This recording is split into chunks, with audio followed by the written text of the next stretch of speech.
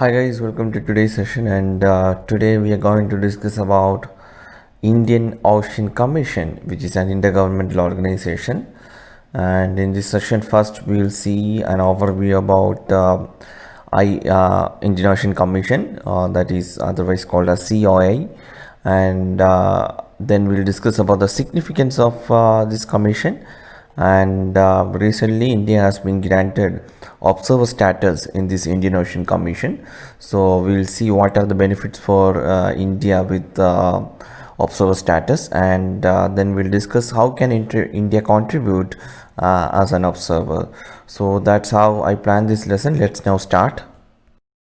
So guys, Indian Ocean Commission is an intergovernmental organization that links 5 African Indian Ocean nations, and they are, one is Comoros, then Madagascar, Mauritius, Reunion Islands, and Seychelles. So these are the 5 African Indian Ocean nations that linked by Indian Ocean Commission, and it is created by Port Louis Declaration in 1982, and this IOC was institutionalized in Seychelles in 1984 by General Cooperation Agreement, and it is also better known as Victoria Agreement. So that is the origin of Indian Ocean Commission, and Indian Ocean Commission's principal mission is to strengthen the ties of friendship between the countries and to be a platform of solidarity for the entire population of the African Indian Ocean region.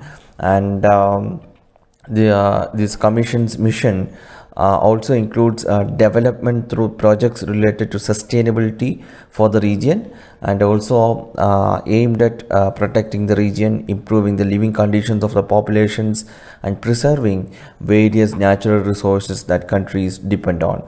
So that is a quick overview about this Indian Ocean Commission. Now we will see the significance of Indian Ocean Commission. So it is the only regional organization in Africa composed of exclusively of islands. So the members are islands only, and it defends the interest of its member states on the continental and international arena. It has projects covering a wide range of sectors like preservation of ecosystems, sustainable management of natural resources, maritime security, and entrepreneurship, and public health, renewable energies, and culture. This experience and expertise make Indian Ocean Commission a key player for achieving the sustainable development goals. And the commission also implements projects which go beyond the geographic framework of its member states to cover the countries of Eastern and Southern Africa and island countries of western front of the continent. And the anti-piracy unit of Indian Ocean Commission launched many initiatives for maritime security in Africa under the MACE program, which is a well-known program, MACE program. And under this program, Indian Ocean Commission established a mechanism for surveillance and control of Western Indian Ocean with 2 regional centers. And the Indian Ocean Commission has funded several regional and national conservation and alternative livelihood projects through a project called RECOMAP, that is the Regional Program for Sustainable Management of Coastal Zones of the countries of Indian Ocean region.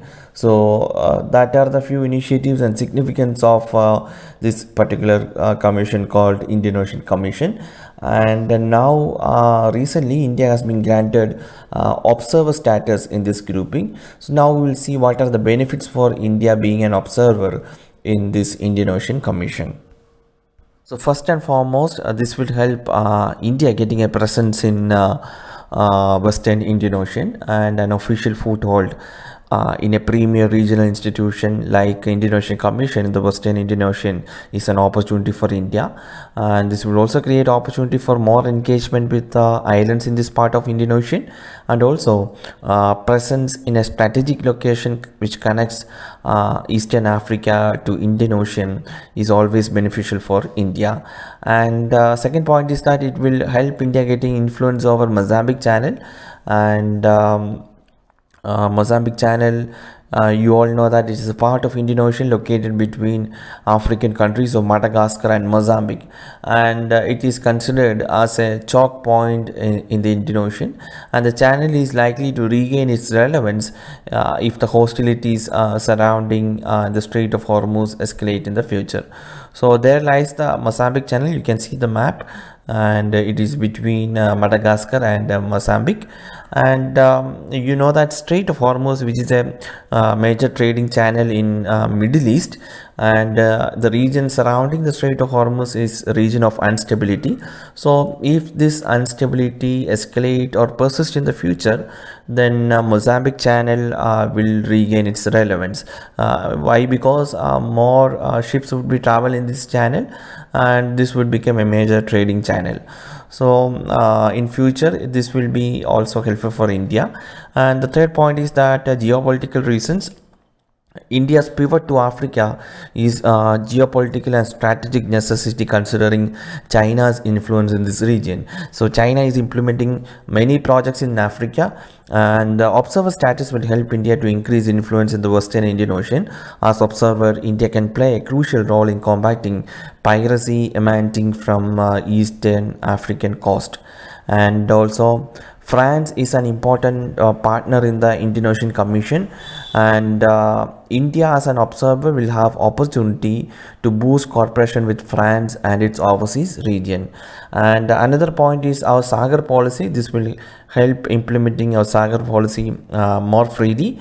That India's Sagar policy, that is security and growth for all in the region, and it aims for enhancement of capabilities to safeguard territories, economic and security cooperation in the littoral nations, cooperation to deal with the natural disasters and maritime threats like piracy and terrorism. So the observer status will also boost for the easy implementation or easy going of Sagar policy. So that are the benefits for India. And now we'll discuss how India can contribute as an observer in the Indian Ocean Commission. So there are many ways that India can cooperate or contribute in this Indian Ocean Commission as an observer. Few are like joint action with Indian Navy for anti-piracy operations, patrolling in coastal areas, anti-terrorism training, safeguard their exclusive economic zones, providing technical expertise in maritime monitoring and surveillance, and realizing the potential of Indian Ocean member countries in the sector of blue economy. India can help the countries to tap potential of oceans and marine areas of economic development, and the use of expertise of state-owned enterprises such as ONGC to identify and develop natural gas resources. And also India can help the countries in achieving sustainable development goals that include a goal on ocean and resource management. And also in climate change arena, this India and this region can work together.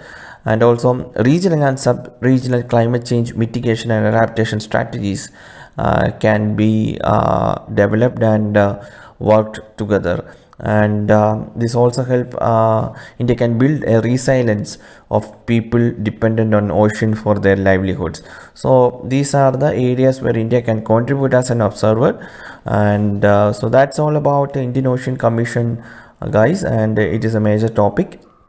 And any region, any body associated with Indian Ocean is always important for our prelims as well as mains. So please study this. We will meet tomorrow with another topic. Thank you for watching this lesson.